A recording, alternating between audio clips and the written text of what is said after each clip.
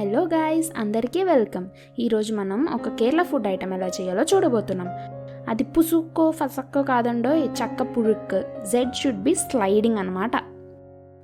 ఇంకా వంటలోకి వచ్చేస్తే దీనికి మెయిన్ ఇంగ్రీడియంట్ జాక్ ఫ్రూట్. అదేనండి, పనసకాయ పచ్చిగా ఉన్నది తీసుకొని సీడ్స్ అన్ని తీసేసి ఇలాంటి సైజులో కట్ చేసుకొని పెట్టుకోవాలి. ఒకవేళ మీరు తీసుకున్న కాయ ఎక్కువగా పచ్చిగా ఉంటే ఇంకా చిన్నగా కూడా కట్ చేసుకొని పెట్టుకోవచ్చు.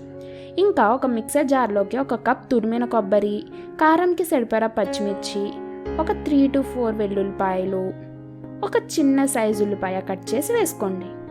ఇంకా ఒక టేబుల్ స్పూన్ జీలకర్ర అండ్ దీనికి సరిపడా వాటర్ పోసుకోవాలి. నేను ఒక చిన్న టీ గ్లాస్ వాటర్ మాత్రమే తీసుకున్నా, అది కూడా ఫుల్గా వేయలేదండి. అంటే మనకి ఫుల్ మెత్తగా వచ్చేటట్టు మిక్సీ పట్టక్కర్లేదు. సో చూసారా, మిక్సీ పట్టాక మరీ మెత్తగా కాకుండా ఈ టెక్స్చర్లో ఉంటే సరిపోతుంది. ఇప్పుడు ఒక కడాయి తీసుకొని అందులోకి మనం కట్ చేసి పెట్టుకున్న పనసకాయ ముక్కల్లో సగం తీసుకుని వేసేసుకోండి. ఇప్పుడు దానిపైన మనం మిక్సీ పట్టిన మిశ్రమాన్ని మొత్తం వేసేయాలి. అండ్ లాస్ట్లో ఆ మిక్సర్ జార్లో కొంచెం వాటర్ కూడా వేసుకుని ఒక రౌండ్ తిప్పి వేసేయండి. ఎంత పొదుపుగా వాడితే అంత మంచిది కదండి. ఇంకా కొంచెం కరివేపాకు కూడా వేసుకోవాలి. మీకు ఇలా తినేటప్పుడు కరివేపాకు తగిలితే నచ్చదు అని ఉంటే మిక్సీ పడుతున్నప్పుడే అందులో కరివేపాకు కూడా వేసి మిక్సీ పట్టేయచ్చు.